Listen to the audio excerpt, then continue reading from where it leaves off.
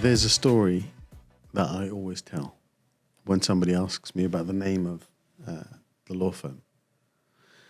I say, a few years ago, two lawyers began to meet and discuss the changing face of the business landscape and the needs of fast-paced, dynamic businesses, and how legal services and legal service providers were not meeting those needs, and how law could be done better.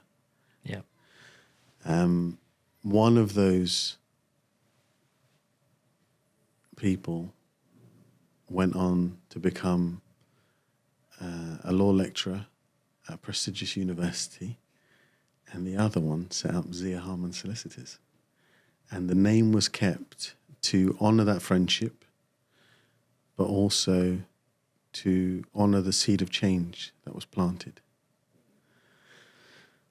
This puts the Harman and Harman. Lewis. It's me. Welcome to the show. Thank you. So glad to be here. So good to see you as always. Yeah, you too, bro. You too. Well, this is it. This is what we do. So yeah, what do you think? 7 studios. It's really cool. It is, isn't it? It's really cool. Yeah. I mean, this is where I expected you to be in terms of the environment, the kind of stuff you're doing. This is the type of stuff we always talked about. Yeah. Not just the law firm stuff, but that extra added value. That sounds a bit corporate, added value, but you know what I mean. It's that It's that extra flavour. It's that extra fun element that adds on. I think so. One of the reasons, what I was saying to you before, one of the reasons that we started doing this podcast was because of the conversations that we would get into with clients, with, friends of the firm. I was like, okay, I wanted to provide a showcase for local business, local organizations that were touchable from an inspiration point of view, because we can see podcasts about the wonderful and the phenomenal. I wanted to showcase SMEs. I wanted to showcase people, because I'll give an example of, if I think I'm funny, I look at someone like Theo Von, and it doesn't inspire me to be a comedian because he's so incredible that it's like, nope, not for me, right? And then, so similarly, in business, you look at the Elon Musks of the world and you're like, I can't envisage that pathway. It's too far. It seems too far. But then, so that, in a sense, doesn't inspire me in the same way as seeing somebody I know that has gone from zero to a £7 million business in a year and a half through sheer tyranny of will. Do you know what I mean? Tyranny of will. I like that. Right? So then you're like, okay, that's why we started this, is to provide a showcase for businesses. And so what I wanted to do was to provide a showcase for the university, Lincoln University, because, I can understand in a very quick way university education. Yeah. But, and in particular, law department educate people in law. But a showcase of Lincoln University and the law department as a feature of the local community, of the local infrastructure. Yeah. Like, that's one thing I wanted to talk about. And then obviously have a conversation about your journey to go from, an illustrious career in the law, where you were skyrocketing pretty much. It was an escalator ride for a while. Too fast, potentially, for my speed at the time. But okay, maybe. Well, that's interesting to talk about. So then talk about that. And then, well, I mean, we've got a lot of questions from the internet world, the internet sphere. But then, and also talk about maybe what it takes from a law student's perspective, because there have been a few questions about Which path am I taking? Yeah. That's so hard. And then the obvious question of academia versus practice. Right? Yeah. So at the university, you're a law professor. Law professor? Law lecturer. Law lecturer. There's a difference. People will get angry if you call me a professor. So well, because professorship is a title that's usually awarded on recognition, usually for your contributions to research. And that's not really my speed. I'm not a researcher because, as you know, I've got a practice background as you do. And we're much more interested in the solutions, the results, the achieving things for people and focusing on accumulating that knowledge and using it for the betterment of others. So I'm a senior lecturer at the university now and teach a wide range of subjects across the undergraduate course. Mostly focusing on the practical aspects.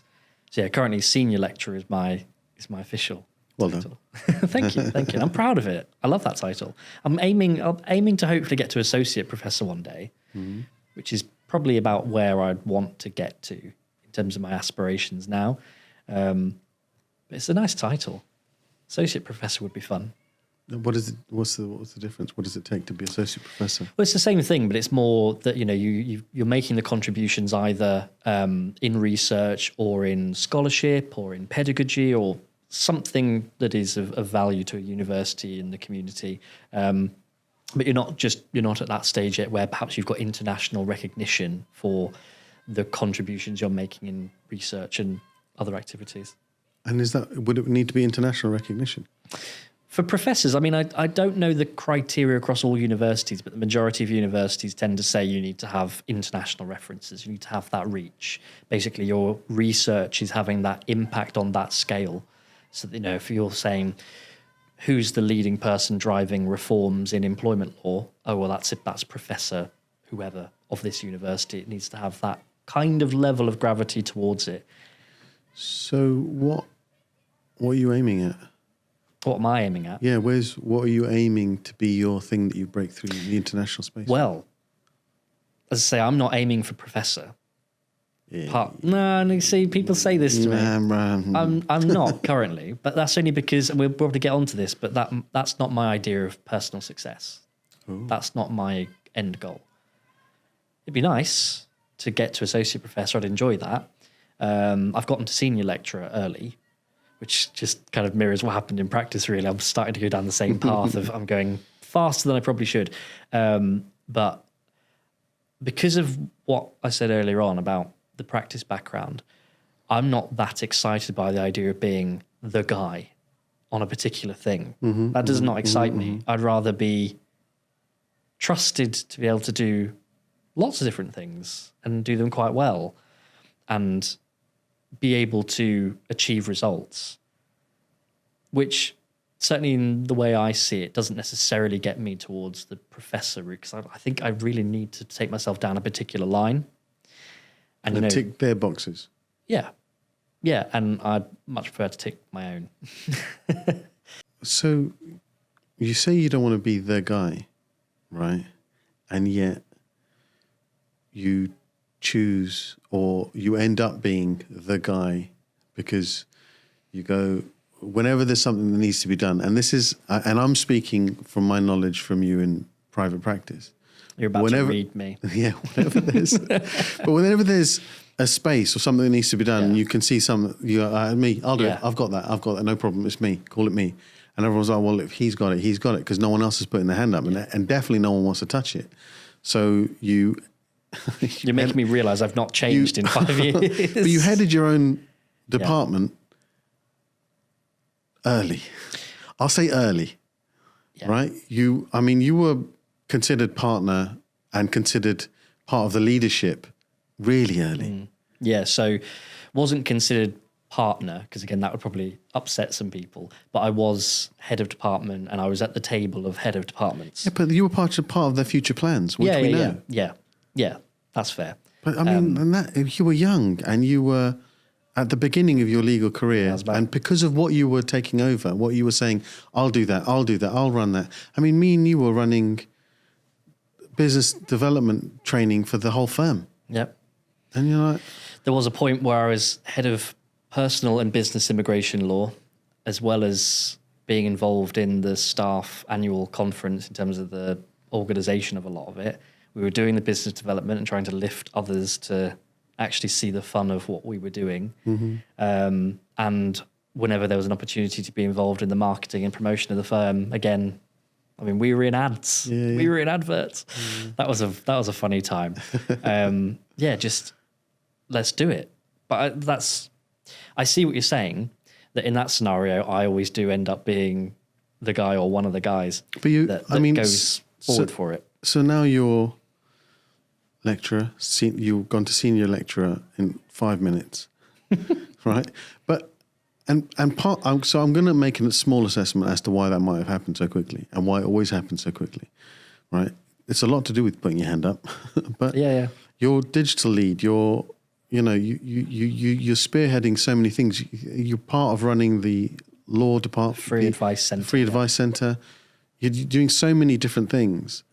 You've got to be recognized, right? When you're like, he's got to be recognized. Let's recognize him. And then you're like, oh, this is moving too fast. It's just snowballing. Well, you're doing it. I know. And the funny thing is, that's a really interesting way of looking at it, because in this scenario, I don't feel like I'm going too fast. I think it is happening fast, but I'm like, hey, I like this because I like the environment more than being in a law firm. In the law firm environment, when I was moving fast, the treadmill was going faster than my feet were ready to go. I hadn't done the training, you know what I mean, to be ready for that level of speed. And also I was in a race that I wasn't wanting to be in. I was in someone else's race. Yeah. And that meant that I was charging towards these goals and I was doing well, but it wasn't what was necessarily right for me. On this side of the fence, I feel different about it. Sometimes I feel a little bit like I'm trying to get through a treadmill to run faster with me, because I've found an environment that I work in well.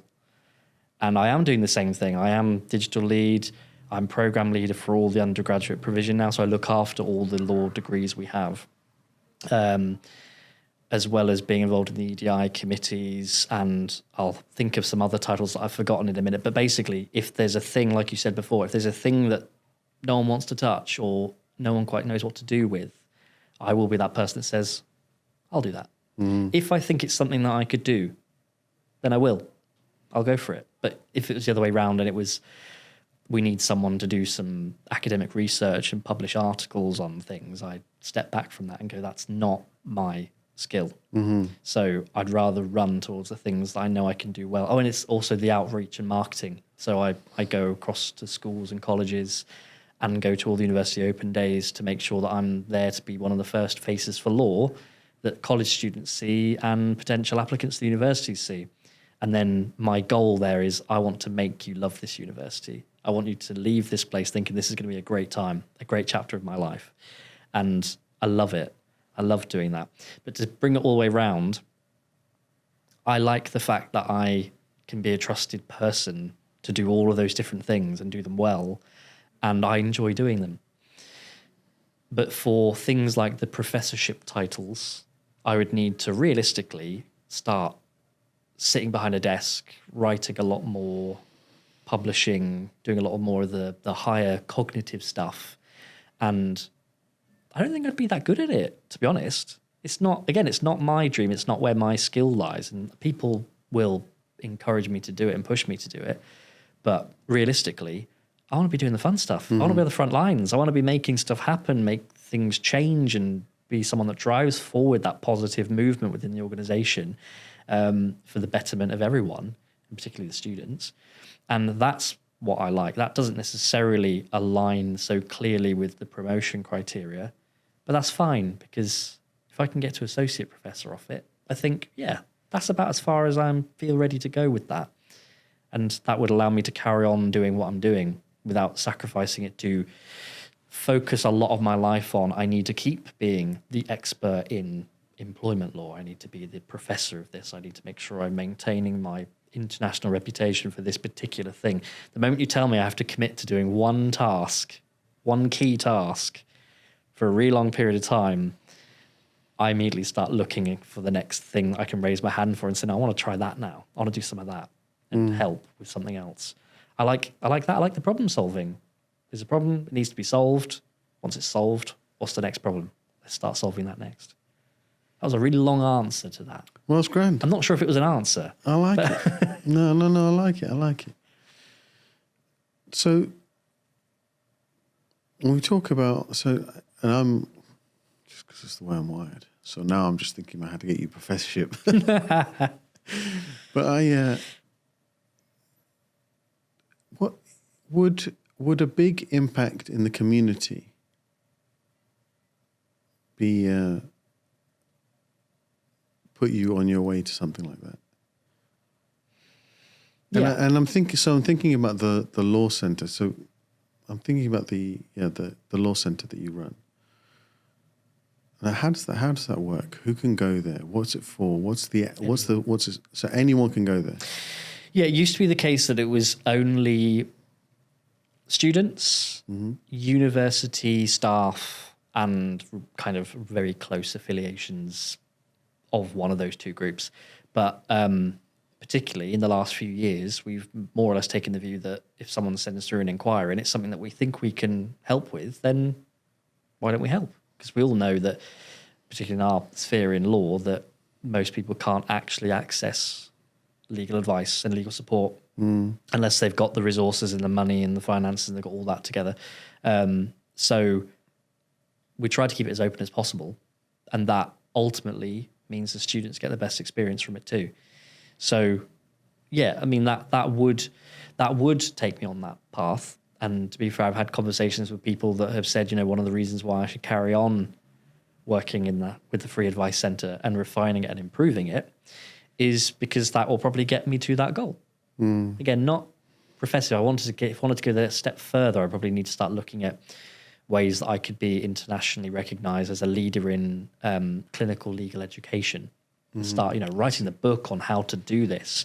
And I don't want to do that because then I lose sight of why I started doing it in the first place, which was I want to be on the ground seeing the students. Because one of the things I absolutely love most about the law clinic that we run is seeing those little babies when they start off in their first few weeks in the clinic and they look at me wide-eyed, not knowing what they're meant to do, not having any clue, and sometimes not necessarily the confidence in themselves to do it. And then by the end of the year, I'll come in at the beginning of the session, say, right, do you know what cases you're working on? They'll say, yeah. Do you need anything? No. And I'll come back at the end and go, right, what have you done? Have you got everything up to date? Do you need me to review anything? And that is just a buzz, thinking, right, I've seen some zeros become heroes in this room, and that sets them on the path for whatever they want to do next. How's the law clinic doing? How's it doing? It's doing well. It used to have a bigger presence because we were a bit more active on social media. But in the last few years, particularly since COVID, or since the lockdowns, I should say, it has become quieter. There's not as much footfall, but then it's at a manageable level at the moment because we need to make footfall as far as clients. Yeah, we're getting a good stream through, but not so much that we say we can't handle it, which is a nice position to be in. But we are looking now in particular at let's start ramping up again. Let's advertise more. We've just started using a new office that's basically on the high street, so that people in the near future will be able to basically drop in if they want or book an appointment and come in off the high street, get some advice or at least tell us their problems, and the students can work on it and feel like they're actually serving their community because they're right there in the heart. And it's, I dare say, it makes us kind of the closest firm to being in the heart of the city in that, when you think about it that way. So yeah, and then we just need to make sure that we've got the resources around that to make sure we can service those clients if it does expand and pick up. We're certainly going to be doing more on social media in the near future to actually get our get the organisation more noticed in the wider community. Do you have a lot of buy-in from the students? Do they love it? Are they like, yeah, we all want to be part of it? So it's a good question because in the moment of being in the law clinic, it's not always clear. But we do our evaluations. We always get students to feedback. And I think the law clinic as a module, because it is a module of study, it used to be purely a voluntary exercise, but we do it as a module of study now that requires the students to attend, to pass, which makes sense because they've got clients they need to look after. And the last evaluation we had, which was a couple of months ago, I think the clinic came out as possibly the highest rated module out of all of them, because I think a big part of it is that the students are trusted to be adults. They're not there in the classroom with us leering over them saying, this is what you need to learn, tell us the answers to the questions and, you know, do what we say. It's very flipped the other way around. We bring in the cases, we put the little wraparound safeguards that we need to ensure that, you know, data is secure, that clients' expectations are met. But then thereafter, they are left to figure it out for themselves and trusted to do it. And they get control over their cases and how they run them, which... Is this something you pushed for it to become a module in its own right? No, that wasn't me. When I was a student at the University of Lincoln, I was in the law clinic. I was part of it. And then somewhere between then and when I was at Chatterton's, it then became a module of study. And I've come into that environment. I like that. I think it's a really good way of doing it, especially because the students are told from day one, these are the expectations, and if you don't meet them, you run the risk of failing, because we're basically saying it's like you're abandoning your clients. If you don't meet the expectations, then you can't be part of it, really. But I'm certainly trying to take it to the next level beyond that now, of saying, well, let's get some more clients in, let's get more exposure to the clinic, but also creating a more enhanced experience, because traditionally the clinic would be an advice-only centre where you come in, you tell us your problem, and we'll research and we'll give you some written advice to try and give you the solutions to the problems. But I'm playing around now with the idea of simulated trials, so that students, even if they can't take a case much further because of insurance reasons or whatever, we treat it as if we are still running it. We give the client all the information they need to go on and do the next thing, maybe then take it on to a law firm with, you know, the preliminary advice already done, the initial stuff packaged, then they go to a firm and take it further. But then we'll still carry on running it internally as if we were still working on it, and then get the students to have their day in court, to go into our moot court, which is just the floor above where the clinic operates, and get into our courtroom, have a go, be the solicitors, be the barristers. And any ambitions to turn it into a free representation unit, sort of actual advocacy, go from instead of just the practice to the real deal? It would be a fun thing to do. That's an entire enterprise, being able to supervise and manage that. No immediate plans on that now. And to be fair, we are talking about undergraduate students who haven't gone to the professional training stage of the journey. So it might not necessarily be the right time to start pushing them into that. They're doing a degree, so they've got to get the academic qualification, the academic knowledge right at this level. I think that's the type of thing that's better suited when they go on to that next stage. But certainly we're toying around with the idea, like I say, with the mock trials and the mini court hearings, to get them to start testing the waters with it, so that when they go on to do the practice courses, if they want to be part of the FRU or a similar organisation that offers that higher level of advocacy, then they're working towards a qualification at that point that synergizes quite well with that experience. So it works better at that level. I don't see us doing it quite that level of pro bono at a university at this stage. Some universities do, but we'd need to change how much we invest into the structure of it. Certainly I wouldn't be able to supervise that level of work alongside program leading the law LLBs and being involved in the modules that I'm on and all that kind of stuff. So we'd have to shift things. So what other adventures are you and the university up to? Well, adventures, where should I start, me or the university? So the universities as a whole are going through a bit of a tricky time at the minute, because student application numbers and admission numbers are taking a bit of a hit. I think there's a bit of a changing attitude towards universities generally, and I suspect that will shift back round again soon. But there is a bit of a drop, And all universities are feeling that at the moment across the country. And the exciting part of that in terms of the adventure is looking at a university like ours and saying, well, what do we want to look like in the next few years? What kind of changes do we want to make to the organization to reshape and be a university that survives and thrives no matter what the environment is around us? And that's a big focus point at the moment about, well, what can we do to adapt and change to our environment? And it's really important because particularly for a university like us, University of Lincoln it's a young university. It still is a baby university in comparison to a lot of other ones out there. And even though some people might prefer universities that have the history and the kind of gravitas of being around for a long, long time, one of the beauties of being a young university is you're not anchored down by any of that. There's no one kind of there to say, well, we've got to do things in this particular way because that's the way it's been done for centuries. You don't have that. So instead, when you're talking about what can we do to be different, what can we do to change, our starting point is, well, we're a modern university. So change is kind of what we do. We adapt. We're about the future. And so at the moment, there's a lot of discussions going on at the moment about how can we start to look at our shape, our size, our goals, the things we're working towards, and maybe take a slightly different direction to be prepared to react to the world around us that is shifting. So this is a nice segue into actually an audience question. Okay. Right. So this is from the internet sphere. This is from Health Med Wellness, and they've asked, how do you evaluate the potential of educational technology platforms? What features and capabilities do you believe are most critical? Interesting.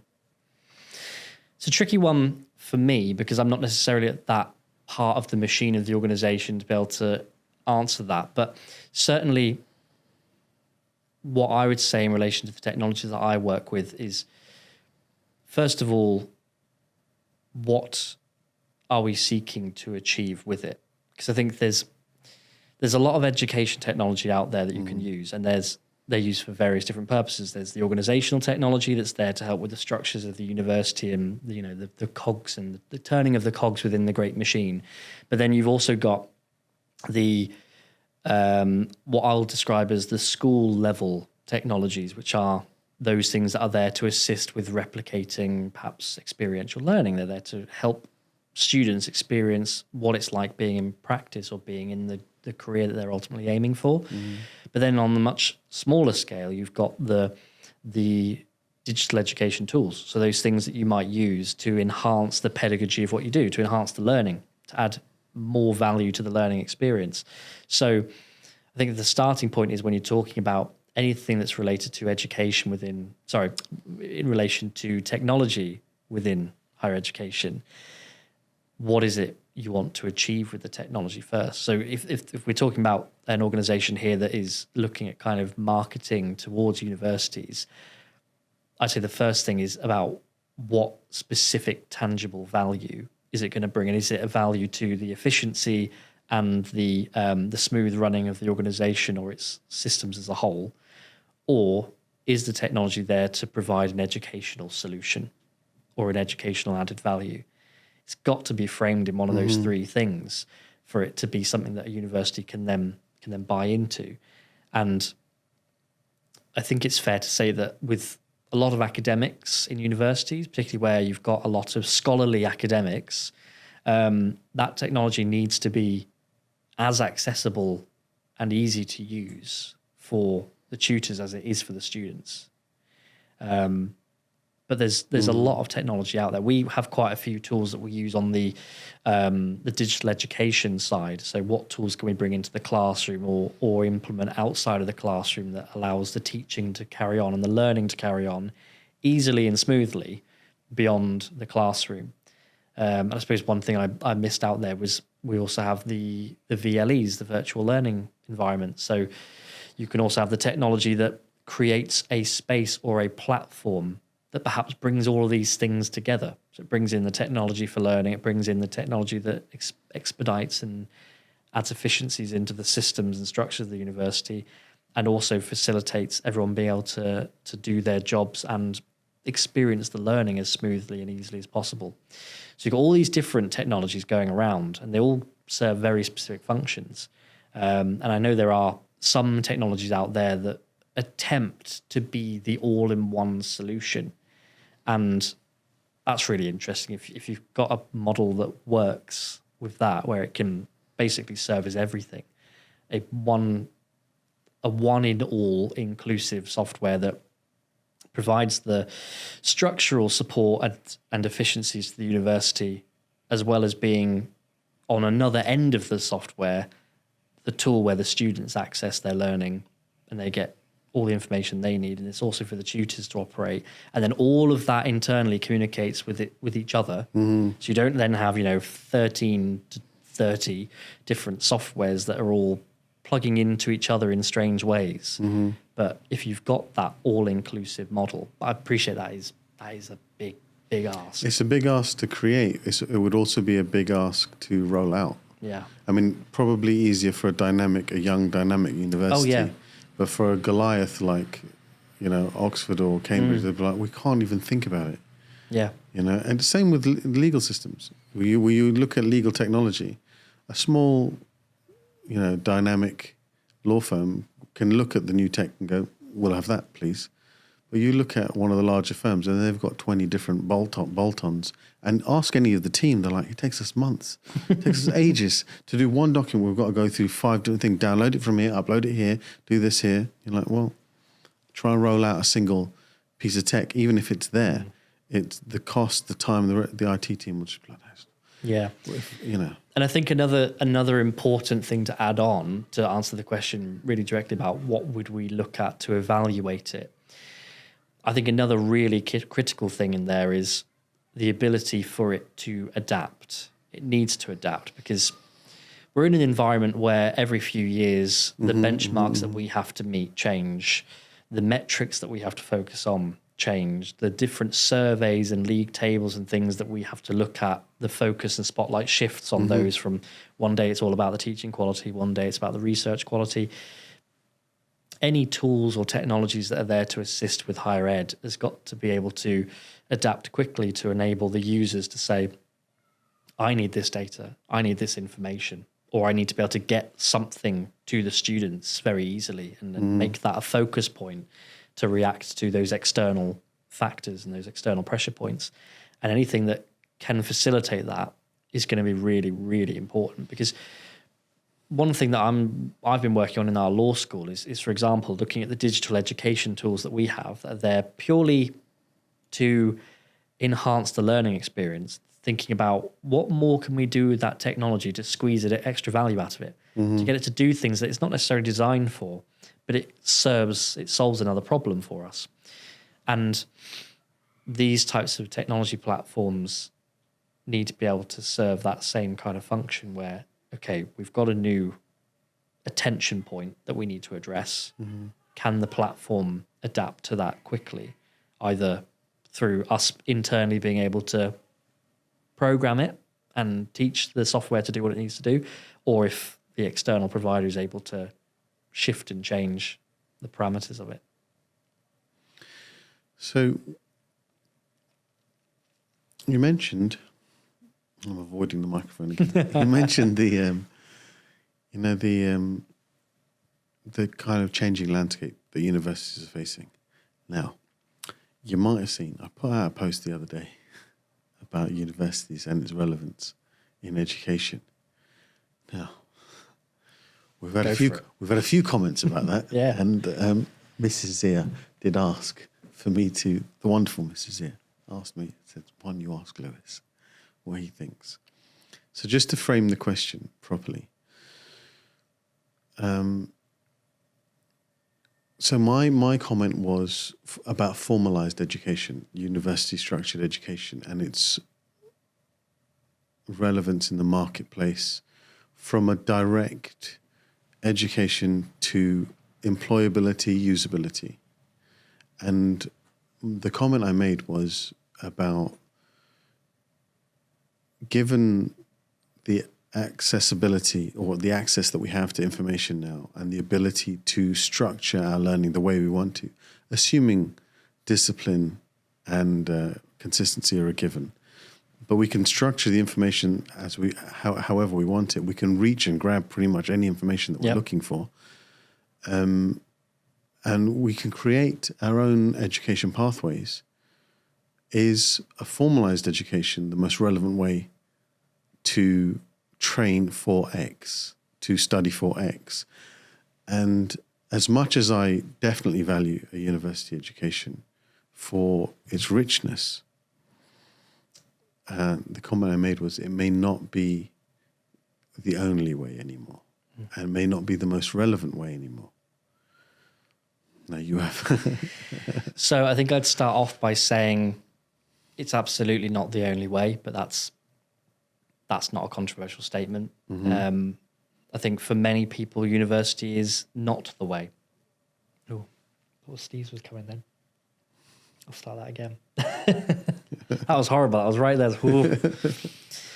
Yeah, so... keep your sneeze in. Sorry? I'm not going to edit out your sneeze. So starting that again, universities definitely are not the only path. They're not the only way you have to go to get to that end goal, of whatever that end goal is. If it's a particular career, university is not the only way. But I agree with something you said there about the richness of it. Mm-hmm. Because I speak to prospective law students all the time, at open days, at colleges, and the amount of students that say to me, I want to be a lawyer, I want to be a solicitor, I want to be a barrister, and I want to come to university for that. Often I find myself challenging that conversation, because what I say to them is, okay, so do you see these next 3 years as just being a tiny stepping stone on the way to you getting to the next stepping stone that's after it? Because if that's the way you're looking at it, I don't think this is necessarily the right way that you should go about this journey, because you're missing so much. You've put yourself on the tiny little conveyor belt there, and you're missing everything else that's along the way. And as a result, you'll come out the other end with a piece of paper that recognizes your achievement in your qualifications and your assessments, and then that's it. And if you're on that path and that's where you tip off the end of the conveyor belt, being blunt about it, that's not going to help you as much as a different path could potentially help you, because you'll then be part of the masses who have a degree, like so many other people who have degrees. And what then makes you stand out? What makes you sure that you're going down the right career journey? What makes you sure that you've got the skills and the experience? You've missed a lot.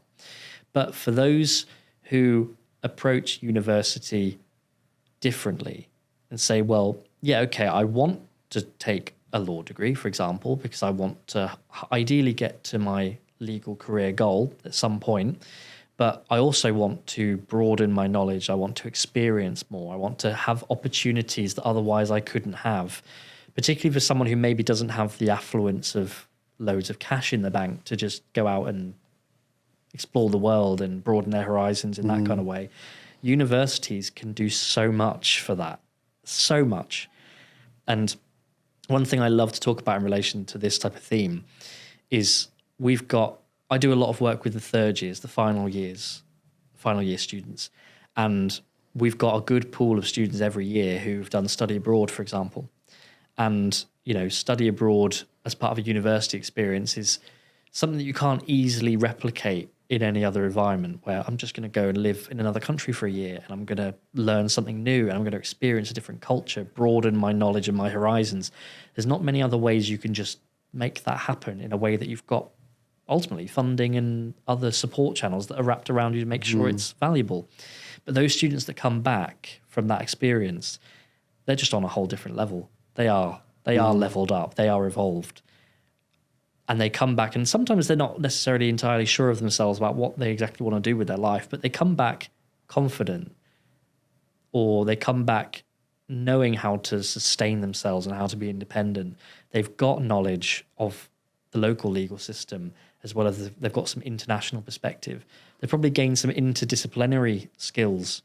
And that is something, as I say, that I don't think you can really replicate on other paths, whether it's the entrepreneurial path, or whether it's the apprenticeship path, or whatever other path you take, they have their merits and they have their value that they give. But I think it absolutely is a critical case of it is what you make of it. And coming back, not to make it all about my journey here, but when you called me out at the beginning about me volunteering for everything and putting myself forward for things, I did that at university. I never did that before university. And so my time at university is an absolutely critical part of my life. And it's part of why I'm working at the university now, because I don't know how I would have done the things I did and experienced the things that I did if I hadn't had that 3-year wraparound of support and protection to say, figure stuff out, explore, try things, and know you're in a safe environment to do it. I don't know how else I would have gotten that in the same way, because I wasn't entrepreneurial. I didn't have an idea. I didn't have the imagination or the creativity or the skill to think I can just go out and make something happen. I still don't have that. That's not my skill set. But what the university journey allowed me to do was just try as much as I wanted to try and figure out as much as I want to figure out. And particularly at university level, I think it's a great time to learn those additional skills, get exposure to those different cultures and different disciplines, but also to learn so much about yourself at that time as well. So trying to pull it back around, is it the most relevant way of going about your kind of career journey and pursuing your aspirations? Well, it depends on, I think, how firmly you know what you want to do and whether or not it aligns, whether or not the kind of the spirit, the values of a university align to what you value too. Because as I say, those students that I see regularly who are taking the opportunities, they are going out there, they're trying to make more of themselves and learn more about themselves and develop skills that maybe they've never even considered developing before. I see them absolutely grow their wings and get ready to take off when they graduate. And I think this was the right path for you. You might not necessarily go and become a lawyer. You might not necessarily do further academia, but you know yourself so much better now and you're ready for whatever that next challenge is going to be.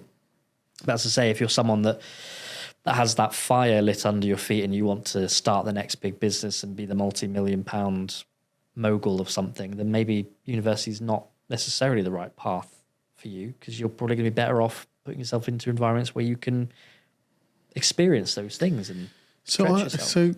I mean, I thought that was a fantastic answer. I loved that answer. And my mum's going to love that answer. She's very pro-university, and as am I. But so my actual perspective on university is that, and because there's a lot of, the whole thing about you come out of university, you've got this huge debt. You have this huge debt that you have to pay off, and it's not a huge debt; it's a debt that you pay off at a fraction based on your income. Should you earn it, it's very polite. It's as debts incredibly go, polite. As debts go, it's very polite. And I think if you're going to university because to get a job, there are probably other ways to do it, right? Yeah. But if you are the type of person, including the entrepreneurial person that wants to start the next big thing, if you've got discipline and energy and passion and creativity, and you want to take life, fully by the horns, university is definitely for you. Go in, immerse yourself, as you say, try everything, fail in a very safe environment, take on, use all of that support. And if you did all of that, that's not expensive. The price tag that's currently on you, that's not expensive for that experience for 3 to 5 years. Yeah. That's a wonderful experience if you did it for that. But if you're just like, I want to go there because I need to hit that target, I need to tick that box, and then I can go on that job, and you're like, do that another way. Yeah. This is not for you. Yeah. It's not necessary. It might take you slightly longer another way, but maybe do it the other way. Yeah. And I completely agree with that. And I suppose I've probably done a bit of a disservice about the entrepreneurial side of things, because taking Lincoln, for an example, I can't remember the exact data that we had, but the University of Lincoln was rated as one of the top universities for the entrepreneurial support, and the sheer number of prominent startups that have come out of students who were at the university. So I guess with that is if you're someone who's got the hunger to learn and to develop yourself and also pursue that new skill or that new ambition, that new goal, then yeah, university is perfect. But if you're a bit more the type of person who wants to be just immediately on the front lines, you want to just be trying to get quite quick results and just drive forward your idea straight away and not have anything else that's holding you back or slowing you down, then university is not going to be necessarily the right path, I think, for that type of person. Because you've got the assessment structures, you've got the attendance and the timetable of everything that's weighted around you. And if your energy is so passionately pointed another way, then you want to dedicate your time and energy to whatever that passion is. But as I say, if you've got that drive to learn, to develop yourself, to experience as much as you possibly can, but you also want, as you said it, that safe environment to potentially fail in, university is fantastic for that. It's brilliant. Students can always safely fail within the university environment and learn from it and come back fighting and get stronger. We see it with a lot of university degrees where, you know, students in their first year might struggle, might find it really hard, a really rough ride for the first year, and they're taught that you don't know everything yet. You've got to figure these things out. You've got to experience the things that you've not experienced before, so you can then figure out, well, what do I learn from it? What do I take from it? How do I become better? So then let me ask you another question where you're completely biased. Another thing I always say to anyone that says they're going to do a law degree is don't. Right? I do. And I'm projecting because I would say just do anything. Like do your degree in anything because you can, and this is only for people that are doing a law degree to become a lawyer, right? If you're doing a law because they have this linear pathway, well, I was like, no, don't do that. Do anything you want and then do the GDL conversion. Just do the 6-month conversion course and then become a lawyer. But do something, because I would, if I could do it again, I would have done something like philosophy or psychology. I can see that for you. You know, I would, but I would love to have done something like that. Really stretch, and then do law because I wanted to be a lawyer from quite young. I quite liked the idea of it. It looked like a rock star job. I was like, that's the one for me. That's how they get you. Yeah. But it looked cool, so I was like, yeah, that's the one for me. But if to do the degree in law, I would always say, don't do that. Do something amazing. Do the 6-month conversion. Thoughts? Well, the interesting thing there is you talk about the journey and the kind of pathway to qualification there, and then you talk about the GDL. Well, things have changed now. Same old things have changed since we qualified, in the sense that if you want to be a solicitor in this country, you don't need a law degree anymore. That's gone. And technically speaking, you don't need a conversion course. No, you can just practice. Well, you need a degree. You either need to go down the apprenticeship route, or you need a degree and then you pass the solicitor's qualifying exam. And you've got the experience with it. So you could potentially qualify as a solicitor without having that formal legal education journey, as long as you can prove by the end, I've learned what I needed to learn. I've got the skills that I need to do the job. It's quite a controversial subject, how that's changed. Is the solicitor's qualifying exam, does that cover the 6 core subjects? Do you still need to learn? Yeah, the foundation stream of legal knowledge is still in there. You still do get some version of education. It's just not delivered through a normal university. Is that right? Yeah. Who's delivering it? Well, this is it. The SQE is, as it's known, the solicitor's qualifying exam. It's just an exam. It's just the end point exam to pass the test and say, I'm now on track to becoming a solicitor. But there are SQE prep courses that deliver the training. But again, even those SQE prep courses tend to assume you've at least covered some of the content. But they are there to help people who've maybe never done law before, never done a law conversion course, but they'll try and get you to the point where you can pass those exams. And at the moment, the pass rate is very low. It's very low because it's open to anyone. Anyone who has a degree of some kind can go for it. So anyone who has a degree of some kind can do the SQE. And presumably the SQE covers the 6 main subjects. It does, in the same way the GDL did. Yes. But then there's another pathway, isn't there? The IELTS pathway. So you don't need a degree at all. Yes. But then you do need some study. You just need to pass their exams, the IELTS exams, and then you can take a sharp left and become a solicitor. Yes. I love that, by the way. I love the fact that somebody can change their stars. You know, there's obviously the part of me that's quite precious and says, no, you have to follow the specific pathway. And then, you know, and I just want people that have got a degree, and I just want people that have gone this linear pathway. But then part of me is just like, and a big part of me now, because, you know, I know a lot of people that want to change their stars, and I'm like, do this pathway, you know? And I love the fact that you can get in, you know, and you can become a solicitor, and you can the route into the legal profession is so varied now, whether it's the SILEX route, whether it's the non-law degree graduate route to become a solicitor by doing the SQE, whether it's the traditional law degree route to become a barrister, got all these different options. To come back round to your question, though. Well, the question being, I'm a student, I'm coming to you before I've chosen my degree, right? Let's forget the IELTS route. I'm coming to you to talk about my degree. So, should I do a law degree? If a student came to me and said, a bit like how you started, and saying, look, being a lawyer looks like it's fun, I want to go for that, so I'll do a law degree. Particularly if that student says to me, I've never studied or engaged with law at all, I do reel back a little bit from that and say, well, law is a heavy subject. It's an intense subject. And despite people generally thinking that law is incredibly hard, I always counter that and say it's not really that hard. It's just there's a lot of it. It's intense, yeah. It's a lot, and it is intense.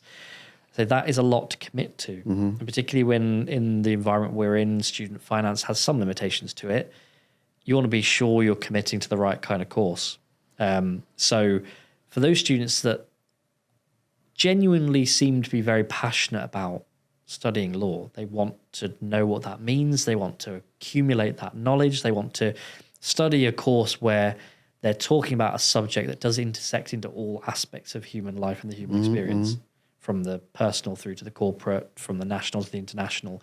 It covers all of that. It's a fantastic course to study, regardless of what you want to do with it afterwards, because there's always going to be value to what you've learned.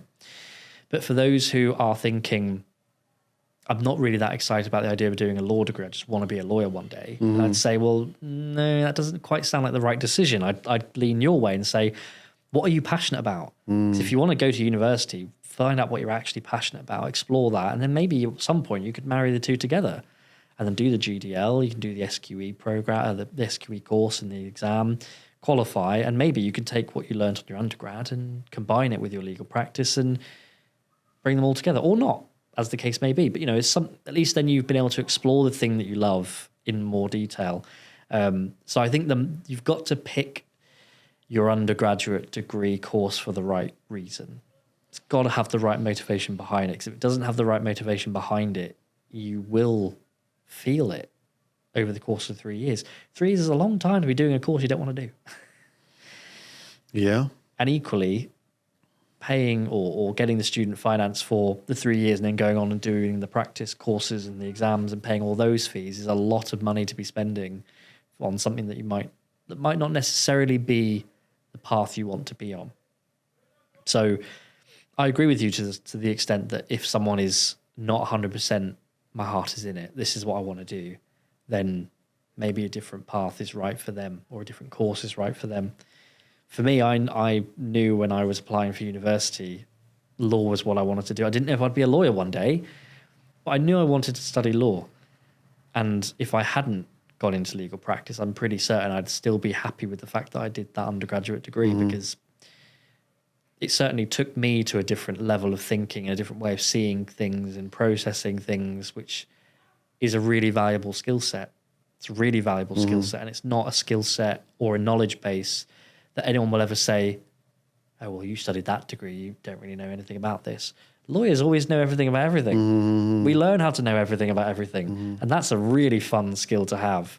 Like we were saying earlier on before we came here about looking at a certain issue that you've not seen before and think, yeah, okay, I'm going to learn that now. I'm going to become the expert in that for what I need.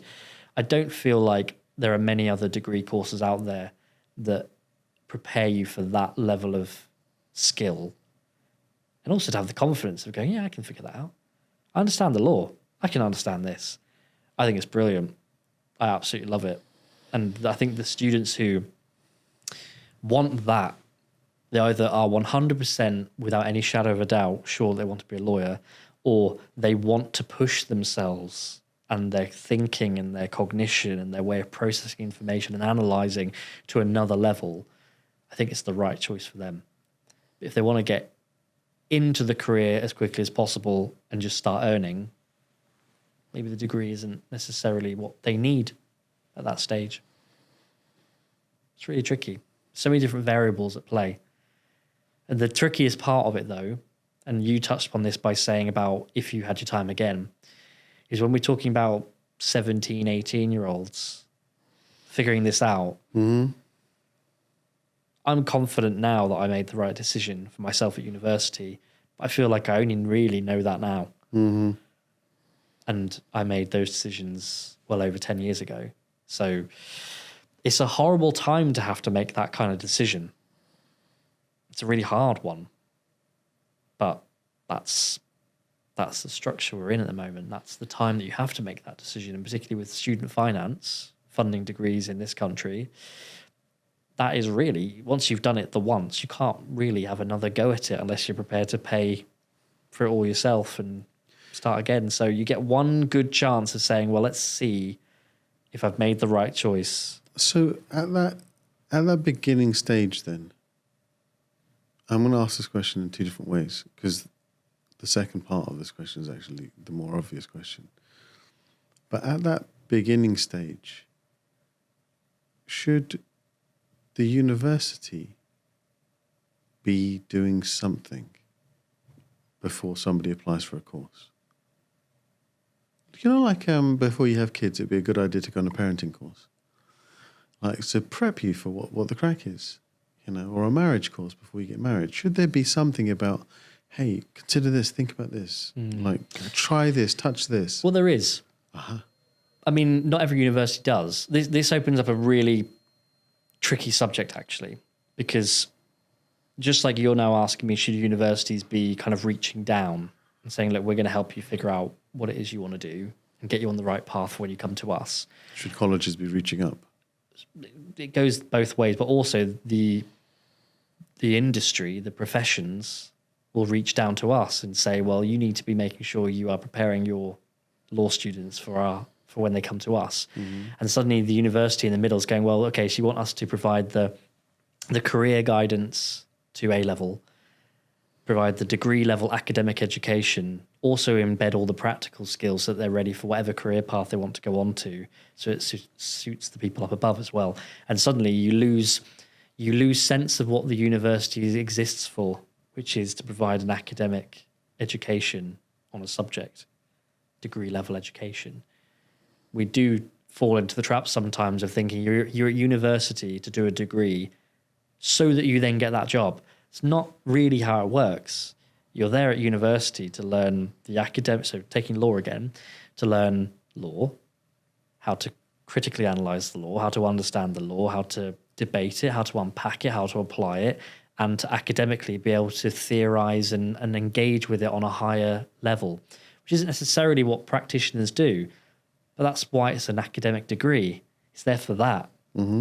So all I'm getting at there is we have to be careful with things like that about how much we then throw onto the shoulders of the universities. Because what we do, to come back to the point where I said we do some of that stuff. So at my university, we do what we call Be Inspired Days, where if we've got students who want to consider a degree in law, they can come with their peers from their college and they can experience a bit of a crash course in what law actually is like to study at university, or to some extent what it might be like practicing law. to get students to just see a little bit more about it before they make their decision. Now, we do something that I think is quite unique. I've not seen other universities do it, where, you could come to an open day and you could go to a stand and talk to a particular academic about law or about English or about media or about dance and drama, and you could just go and have those little siloed conversations about the subject matter, maybe a little taster session. But with our Be Inspired days, what we do is we get students on campus who maybe have an interest in criminal justice, for example. They don't know whether they want to be a police officer, a lawyer, a forensic scientist, a criminologist, a forensic psychologist. They don't know, but they just know, I like crime, in the best possible way of saying that sentence. And so we take them on the little carousel. We say, well, try it. Try it from each angle. Wear all the different hats and see which one you like the fit of more than the others. So I get students with a particular case study where they will sit with me and they'll look at how offences against the person's legislation works. They'll look at GBH or ABH offences, grievous bodily harm, and they'll see how we would unpack a crime and apply it to a case. They'll also sit down and look at the criminal mind with another one of my colleagues and think about what drove this person to commit crime. They'll also think about, well, what happens when the person's sent to prison? What do the criminologists say about what's the purpose of prison? What are people there for? Is it there just to hide them away, or is it there to reform and rehabilitate or prevent? Is it simply there to prevent recidivism, repeated criminal offending? And then they also sit down with forensic scientists and go, well, how do we get the evidence?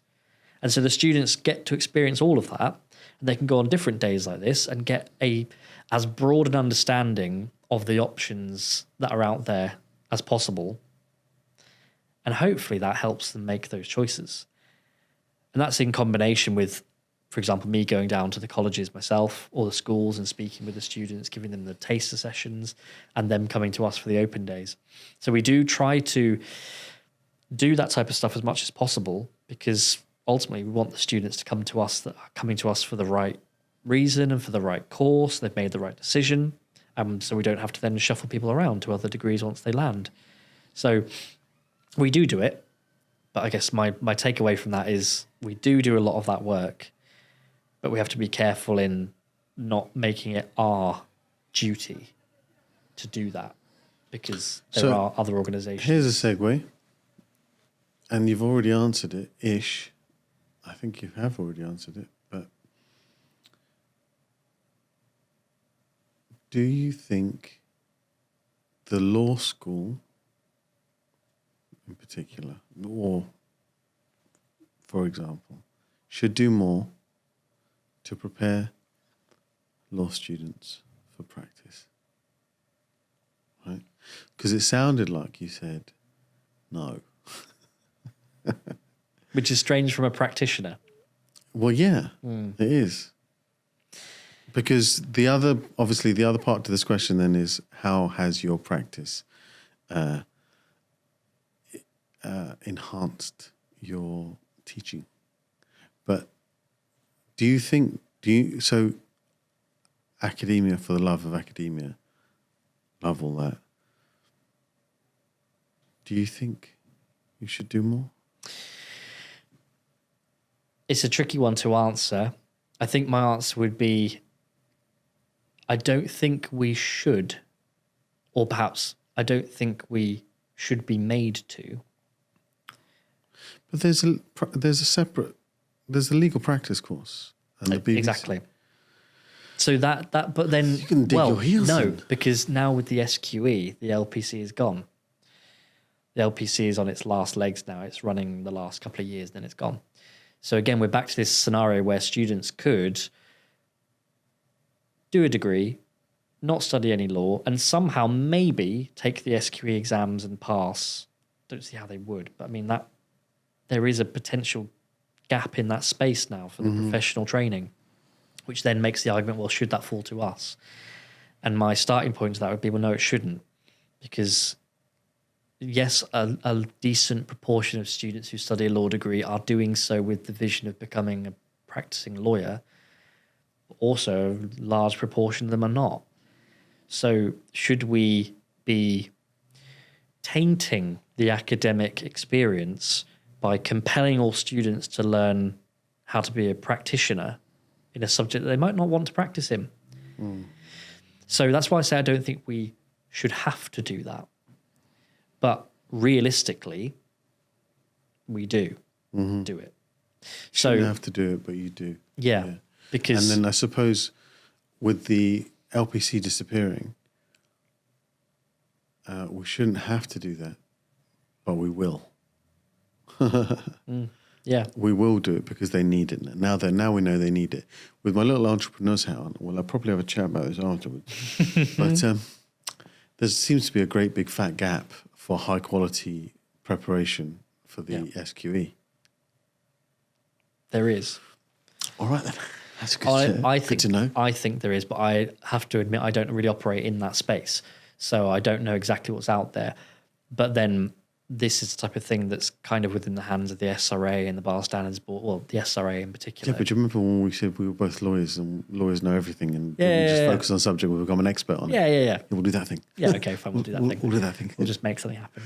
But the thing that's really interesting about this subject is I mentioned earlier on to you about how I've been involved in some parliamentary forums. So there was a forum that I was involved in a couple of weeks ago, which was on the question of what is the future of legal ethics? Or is there a need for a change in how we deal with legal ethics?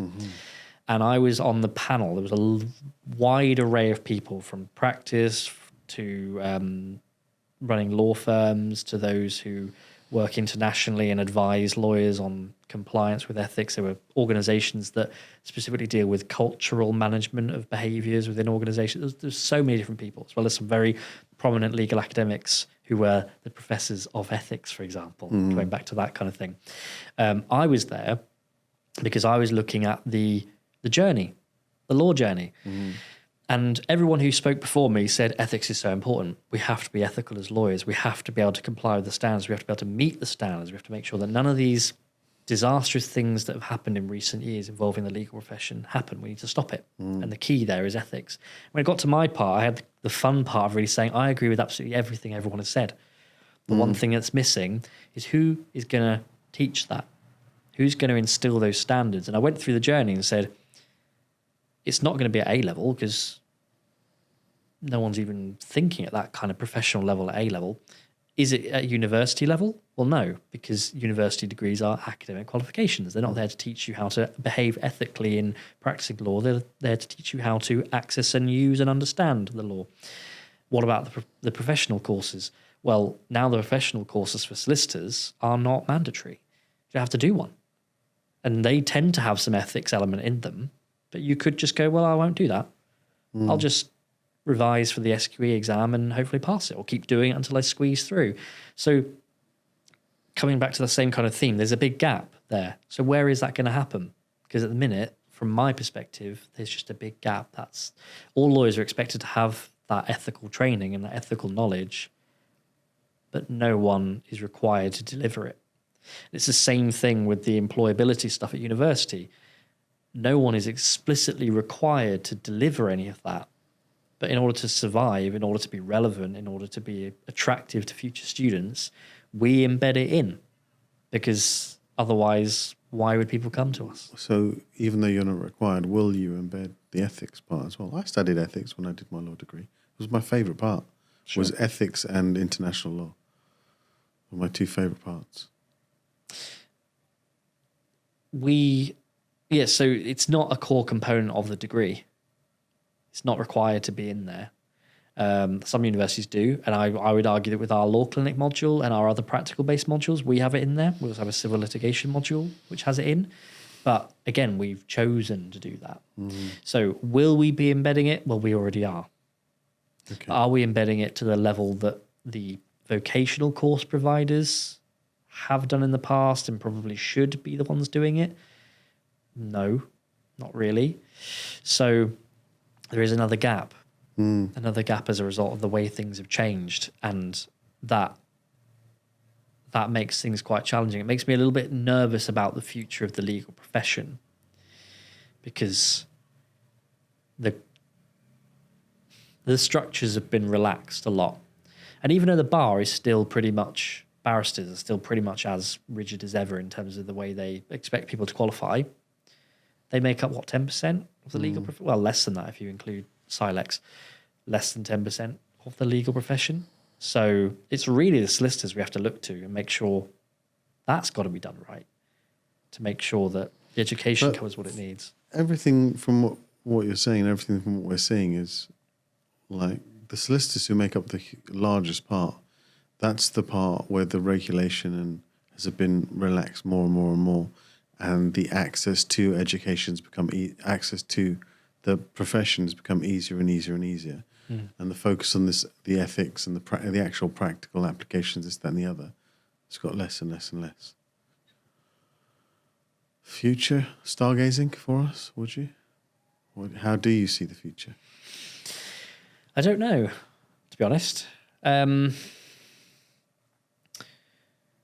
From my perspective at a university, I can see a lot of merit to having a more rigid 4-year kind of degree structure where you are given the academic qualification, you're taught everything you're expected to know as part of an academic degree, and then you have the option of the bolt-on that then brings in the practical stuff, brings in the employability in a very focused and dedicated way, rather than sprinkling the parmesan of the employability skills throughout the degree and kind of going, oh, we're doing a bit of employability today. Instead saying, no, right, you've done the academic degree. Did you like that? Was that good? Is that what you wanted? If that's what you wanted, great. But if you're thinking, yeah, I want to go further with this, I want to actually now start to turn this into practical application, well, let's bolt on that fourth year. It's a challenging thing to do, though, because, of course, universities, in most cases, tend to be staffed by the scholars. So you then have to change who your academics become. They start becoming more like me and less like your scholars, which is a bit of an unusual thing when I'm technically now an academic in terms of how people refer to me. As much as that term makes me go, well, I'm not, though. I don't feel like an academic. I feel like a practitioner. I would be happy to support that type of model, but as I say, it would change who is employed by universities. Realistically, I suppose what I'm actually saying is that I want the LPC back. I want to go back to there. Yeah. Because that was compulsory. That examined you on all of these things very rigidly. And now we basically just have the exams and no compulsory delivery. So there's no one there to kind of watch and go, yes, I've taught you that. I can say that I have taught you that content. And then you go into the exam and hopefully pass with it. Because the other way of looking at it is with the SQE. I don't know the exact pass marks, but I just have this fear about what if someone passes all of the competency stuff. They've read the books, they've done the Googling, they've done the research, they've understood the law, but maybe they fail all the ethical elements of the exams. But maybe they still hit the pass mark. That's a huge whoa. We can't have that. And one of the guys that I was talking to at this forum, he does a lot of work in the US. He's basically one of the ethics guys that advises lawyers on how to be ethical in practice and helps them when dealing with issues where they're in trouble for things they've done. He helps fix that and advise them. And he says that the US model is completely different in that ethics is something that you will be taught. It's not just a thing that features along the journey. You will be taught about ethics. You'll be assessed on ethics. And you won't be able to move on until you have proven that you've understood it and you've passed the tests. And when I did my higher rights of audience exam to become a solicitor advocate, I had to do a practical advocacy exam and I had to do an ethics exam. And I didn't have to do that at any other part in my journey. But I actually had to sit with an exam paper where I was given scenarios of people asking me to do inappropriate things, which on the face of it, some people might read those things and go, oh, well, my client has told me to do this, so I should do it. And you have to go, no, ethically that's wrong. And I've got codes that say I can't do this. So I have experienced that. And I loved that, actually. That was one of my favorite exam experiences, which is a strange thing to say. But I didn't have that in any other part of the journey that was a compulsory element. Not that I can remember anyway. Didn't stick with me like that one did. So I would like it to be part of the formal journey again. So One of the things you mentioned earlier was about your definition of success. I knew this was going to be the next question. I knew it. I felt it. Yes. So you said that, hitting certain or concentrating yourself onto one particular pathway wasn't your definition of success. What is your definition of success? At the moment, at least, what is your definition of success? So, my definition of success, I can say quite quickly, it's not tied to monetary value. Mm-hmm. I'm at a point now where I feel very comfortable in life, and I'm quite happy in that comfortable space. I don't feel like I need more. I don't feel like I'm in any danger. I feel just very comfortable, very happy. Got my dog, so that's great. got a home, got a dog, got a nice home life. Everything's great. The funny thing is, now that I've got everything else sorted out and I feel stable and comfortable, it's made me realize that the thing that is actually the most important to me is creative writing. That is the number one. It's absolutely number one. We used to have our conversations, our literal blue sky thinking under the blue skies on the West Common, on our deck chairs. And I remember we had a conversation about success, and I'm pretty sure, because it's stuck with me, I think you said freedom as yours, and we talked about what that meant in quite some detail, and I like the sound of that. And I've kind of got to a point now where I have a form of freedom, in the sense that my job at certain points in the year, and at certain points of the year, really does allow me to live my life more than I could in legal practice. It is absolute crunch times at certain points of the year, but otherwise that freedom is there. And the thing that I love to do is just write stories. And my idea of success then is writing stories that just some people like. It's not even, want to be bestseller on a huge list somewhere, multi-million pound book deals or anything like that, because I've tried that kind of thing. It's not working. It's not working well for me. But as long as some people read it and enjoy it, that's immense. So those little wins that just absolutely mean the world to me. It's the same thing really with my students. Like I said earlier on, where I see my law clinic students, kind of like, there's a point where you see the kind of the flower bloom, and you go, oh, you've just taken a next step onto a different level now, and you're not the same person in terms of confidence and ability that you were before. Those little things, those little subtle things, just make so much more impact on my life. And it's the same with creative writing. I love the idea of just someone engaging with something that I've created and enjoying it. That's awesome. Are you working on a book right now? Oh, I've been working on them for a long time. Well, when I was in legal practice, when we were in practice together, I stopped writing because my life was the firm. I was on that speedy pathway that was too fast for me to keep up with, and I had no time to do anything else other than work and survive. And now I feel like I'm more in the situation where I can work and thrive, which is much better, because I can get home from work and I can crack open my laptop, and I've still got the mental energy and the enthusiasm to think, I'm going to just make up some random world right now. I'm going to write it. And I've written a 205,000 word magic fantasy novel with a sequel of about the same length. And I'm starting on the third in the series now.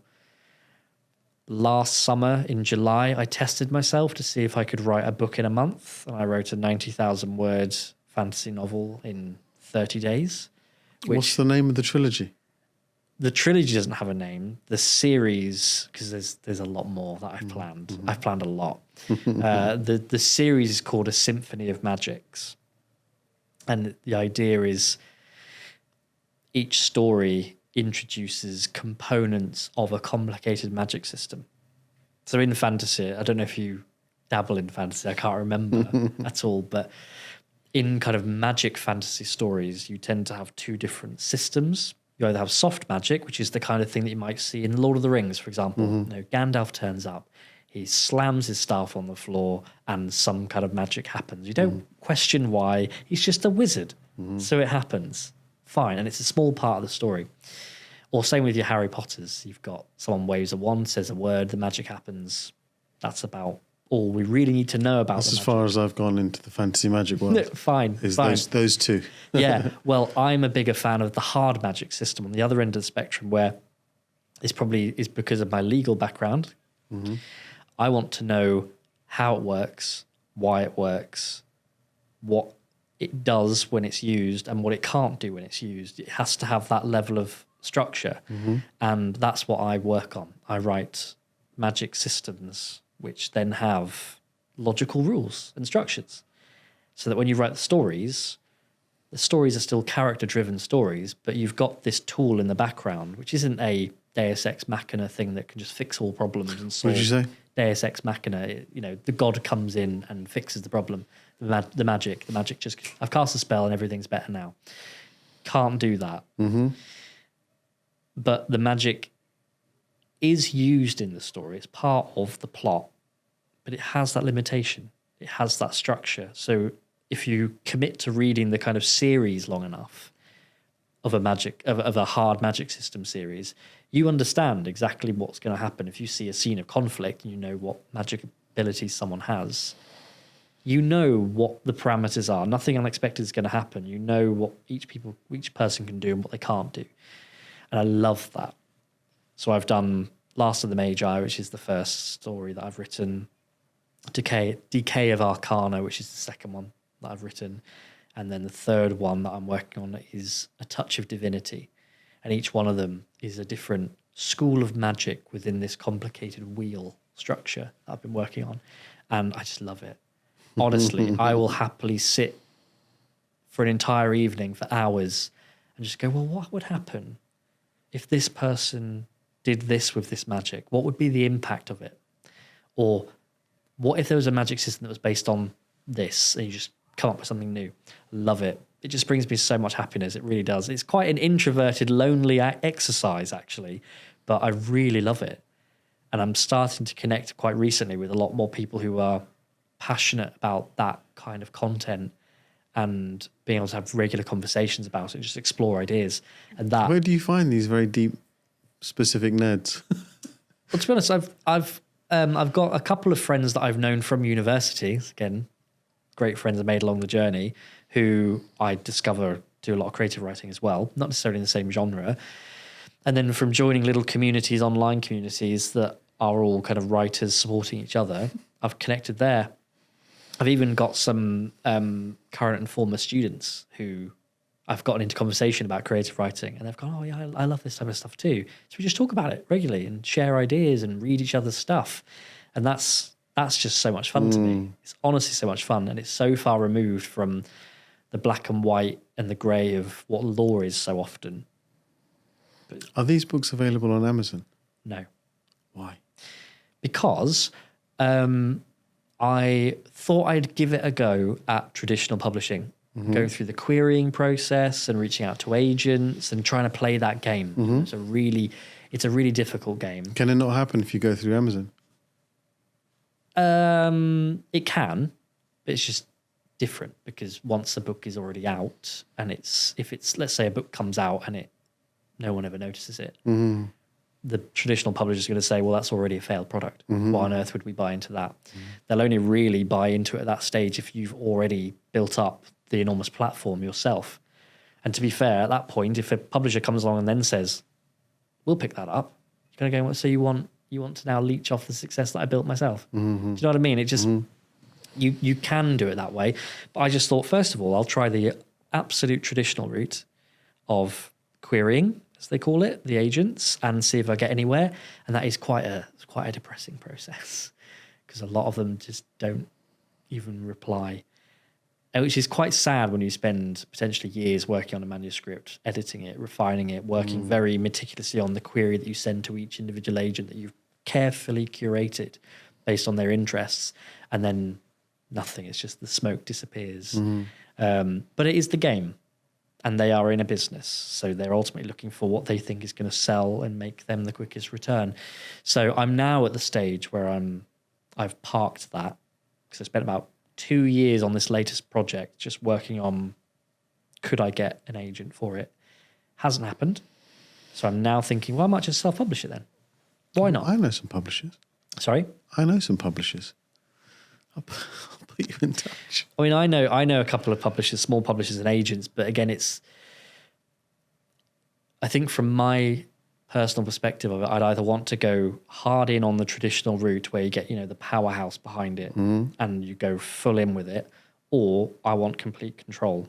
I don't really want to be in the middle point where, because a lot of smaller publishers or agents want to do the model where you pay them as an author for them to work with you and try and turn your thing into something that will make money. And quite often it won't necessarily make that return, but the publisher wins because they've been paid. In a traditional publishing model, if the agent and publisher want you, they pay you. They will pay you to hand over that idea and let them turn it into something beautiful. And work with you on it. So I'd rather, I'm not putting any more money into it, is the other aspect, because it is a hobby. It's a fun thing for me. I'm not going to spend my hard-earned money on paying another business to take it somewhere when I either would like someone to genuinely see the idea and go, we love that.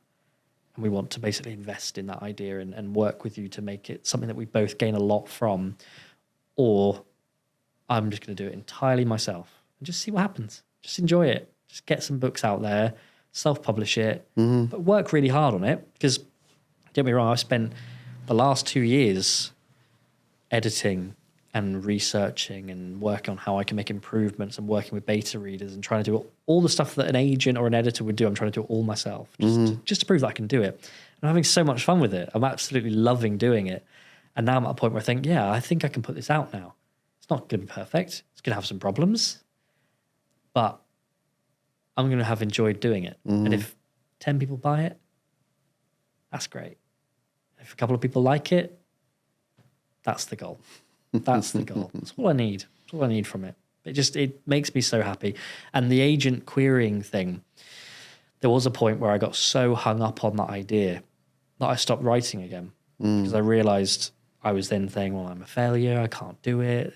This idea must be terrible. And I lost all of the magic of the magic and realized that I now hate this.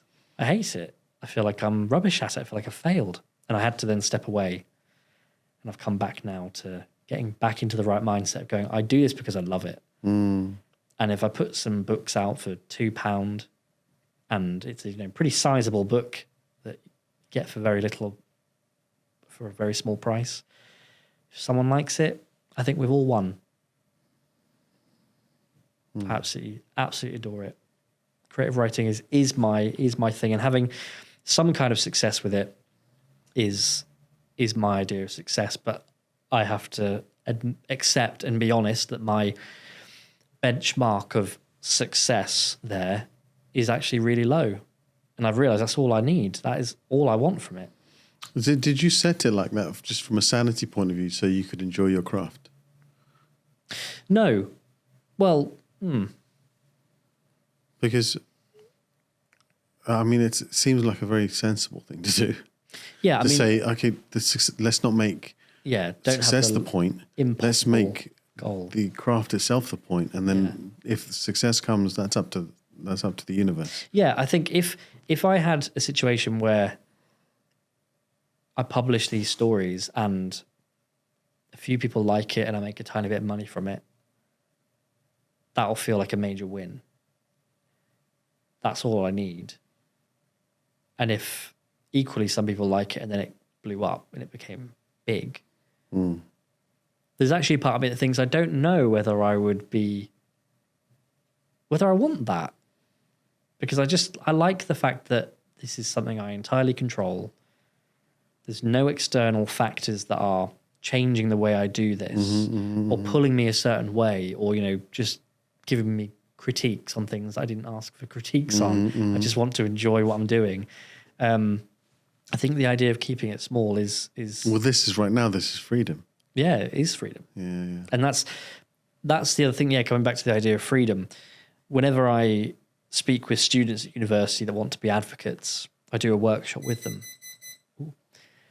I do a workshop with these students about advocacy, and I say the best thing to advocate about is your strongest passion. Just talk about the thing that you love most, and you'll find that you can advocate very passionately about it. And then you can extract your advocacy skill from that. But I actually can't remember why I was saying that. That threw me off. We're talking about passions. Yeah. Freedom. Oh, the freedom, yes. And when as an example, I do the same exercise and I use creative writing as my thing that I will talk about. And I always say to the students, imagine an art form, or imagine a skill or a hobby you could engage with where you are limited by nothing. There is no limit. You don't need any particular skill. You don't need any particular craft, but you can do absolutely anything you want. And I always say that that's what creative writing is. All you need is a blank page, or you don't even need a page. You can just use your head. And you need some words. You don't need to be an expert linguist. You don't need to have the best vocabulary. You just need to be able to string together some words in writing or in your head, and you can make anything from that, literally anything. You know, if you're an artist and you want to make a brilliant masterpiece, you need to know how to manipulate the paints, how to mix the colors, how to do that. You need some technical skill there. But with creative writing, I feel like you can start from nothing, a blank page, and you can make universes form. You can make people that are complicated and they have relationships that reflect on the human experience and the human soul. You can do so much with it, or you can do so little with it. It's entirely up to you. You've got complete freedom, and I absolutely love that, which is why whenever I've always said to people that do creative writing, I've never experienced writer's block. Never experienced it, because the moment I hit a wall in a story, I'll just pause and I'll open up another document and I'll just start writing something different, completely different. Because I just need to step away from that problem for a minute. Like with anything, you know, if you get absolutely stuck with something, sometimes you just need to take a step away from it. I look at something else, I focus on that for a few minutes or a few days, and I come back and there we go, we're off again. And I've gotten over it. And that freedom is beautiful. It is beautiful. And the law study stuff, to bring it full circle, has helped a great deal with that. Because, you know, the command of language that we have as lawyers, particularly the written word, and the beauty of interpretation of language, we know how to do a lot of that stuff already. That's kind of our wheelhouse. So turning that to fiction is quite fun. But as I say, you don't need that skill. Creative writing, you just need the imagination in your mind to think of whatever you want to think of. Just create something brand new on the spot. And that's just fun. And it's so far removed from real life too, which is also fun. It's such a diametric opposition to real life. Well, yeah, especially if you're doing 205,000 words on the Symphony of Magic. I love my Symphony of Magic. It's part of the reason why I have my new green coat as well. I've been writing about a character that floats around in a long green coat for about 4 years. And I finally saw one on a store and went, I think I'm going to buy that coat. I'm going to make it real. I've brought a bit of fiction into my real life now. But yeah, I absolutely adore it. And little things like I've got, there's an artist I used to use to do cover art for me. Really cheap. Just little simple things for fun. And I'd give them whatever their fee was, which wasn't that much. Give them some ideas of what I think about the story and what the imagery is that I associate with it. And then when they just produce something, the first time I see it, I just think, that's my idea, and you've turned that into something really awesome. And it's little things like that every time I do that little exercise and get some art commissioned, it hits some emotional strings for me. I just think that's someone else looking at my work and taking something from it and turning it into something where they use their craft to make something more of it. And that's great. That is so much fun. It makes me so happy when that happens. And I love it. Yeah, I remember when you told me the first time we worked together about these books, and I was like, oh, I've read, and you're like, it's not ready yet. So, yeah, I'll have a read. I'll read of the first 205,000 anyway. It's a lot. It's a chunky book, that. So I have a question. Do you think that academia, maybe particularly in the legal space, maybe particularly in the philosophy space, the ethics space, do you think they have an obligation to hold governments to task when they act outside of the law or when they act in ways that are ethically dubious or questionable? Do you think because if not academics, then who? If not the people that have spent their life studying it, then who? Because if you leave it to lawyers, I have an argument, you have an argument. Because academics used to be a space they used to be almost the last bastion of defense against, top-down corruption. Because they used to stand up and go, no, we don't agree with you. And then the dictator would round them up and shoot anyone with glasses. Right? Do you think there is an obligation there? I don't think I would go as far as saying an obligation, because that, to some extent, I think goes against the fundamental principle of academic freedom, that in some circumstances and in some circles, the sheer pursuit of knowledge and understanding is enough to not put in a kind of activist role onto that person's shoulders as well. And I think, I'm not saying that's what happens with academics, because I think a lot of academics become so passionate about what they do and what they know that they will stand up. Because there's a human moral obligation. So I don't mean an enforced by the university or by someone, an enforced obligation. I mean a moral obligation. Okay. I mean, if you see an injustice that is so clearly an injustice, do you think it should be, we were talking about academic freedom, if they're free, should they not be free to voice their academic understanding on the things they find morally objectionable? I think they absolutely should be able to. It's just another one of those things of, should they be morally compelled to? Should it be part of their role, even on an implied level? Should it be something they have to do? You're the expert on this. That's happened. Aren't you going to do something about it or say something about it? I don't like the idea of that being something that morally should be a compulsion. Do you think it's become harder? Yeah.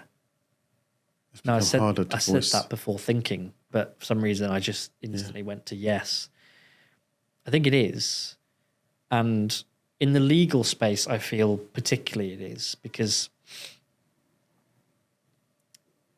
you only have to look at the way that the government has dealt with practicing lawyers in recent years.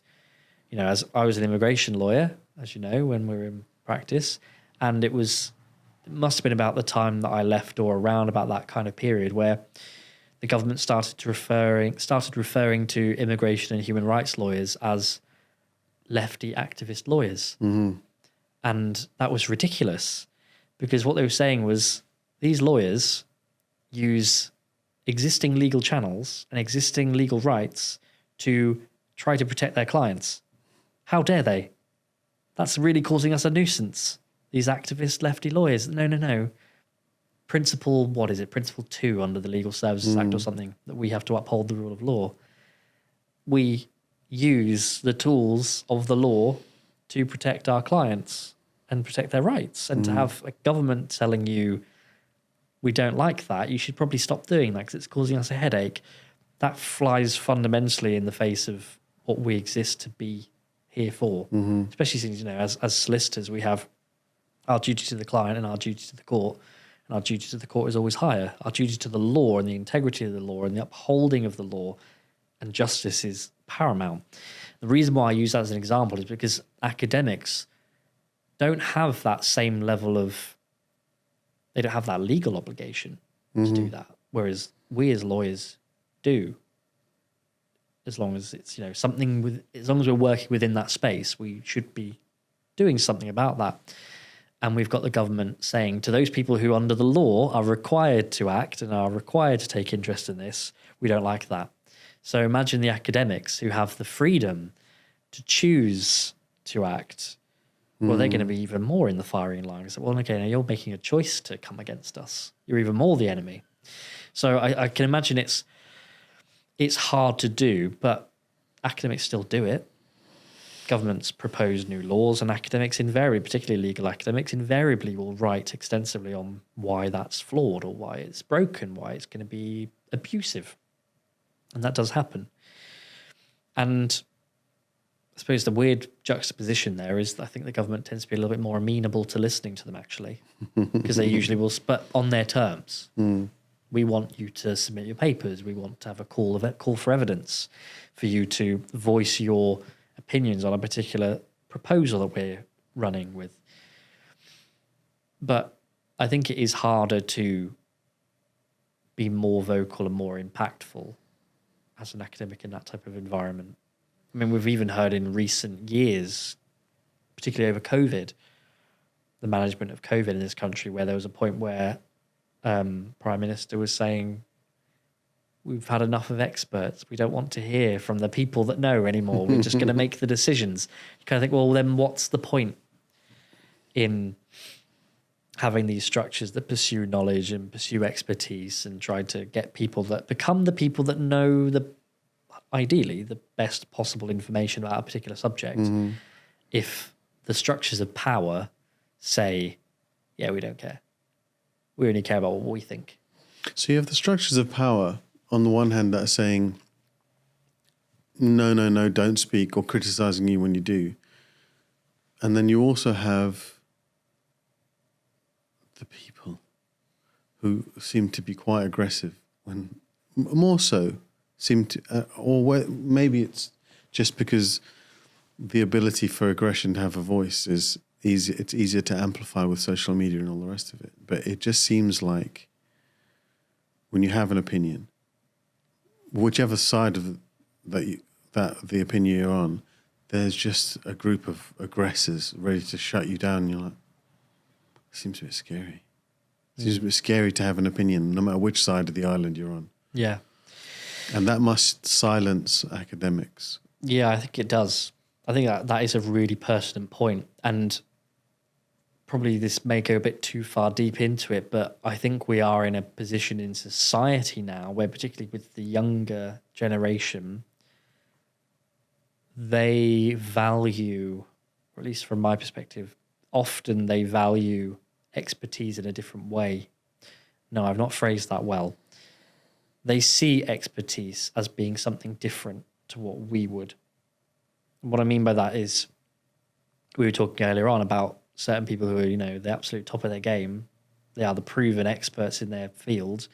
So when something comes along that is within that area, you call them in. You parachute them in because they're the ones that can fix it. But there are, and I see this a lot, there's a shift towards whoever's the loudest, whoever has the biggest profile, they are the expert. Not based on experience or knowledge, but just because everyone knows that person. And that's quite scary because you see it with things like TikTok and Instagram and,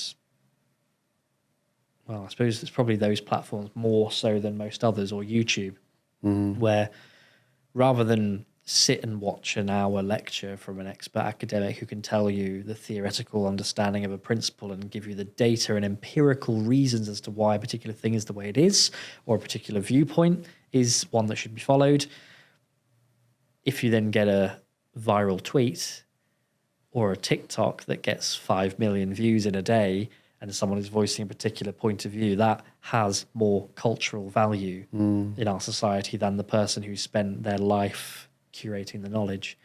And I think you can run into the situation where people won't even notice the academic opinion